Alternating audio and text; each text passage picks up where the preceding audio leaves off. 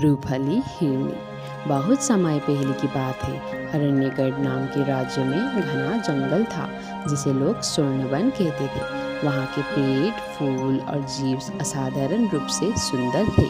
लेकिन इस जंगल का सबसे बड़ा रहस्य थी एक रूपहली हिरनी जिसकी चमकती त्वचा और नीली आंखें चांदी की तरह चमकती थी। कहा जाता था कि जो भी इस हिरनी को देखता वो या तो स्वप्नलोक में चला जाता या फिर उसका जीवन पूरी तरह बदल जाता। राजा विक्रमसेन ने कई शिकारी और जादूगरों को भेजा, लेकिन कोई भी हिरनी को पकड़ नहीं सका। राज्य में आर्य नाम की एक साहसी युवती रहती थी। वो बहुत समझदार और दयालु थी। उसने सोचा शायद इस हिरनी को पकड़ने की नहीं, समझने की जरूरत है। आर्य अकेले जंगल में गई और वहाँ शांत होकर बैठ गई।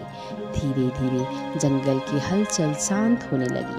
तभी घने पेड़ों के पीछे से वो रूपहली हिरनी प्रकट हुई।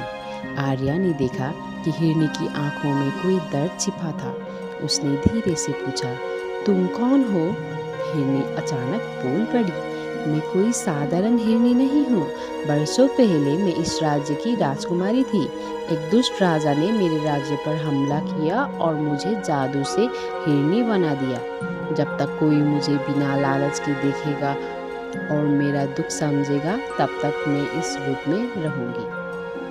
आर्य ने उसकी आंखों में सच्ची सहानुभूति से देखा और कहा, मैं तुम्हें मुक्त करूंगी, लेकिन कैसे?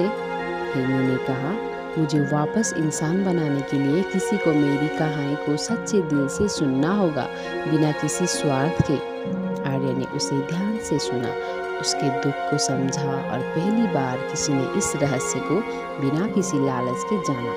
अचानक जंगल में सुनहरी रोशनी फैल गई और हिरनी एक सुंदर राजकुमारी में बदल गई।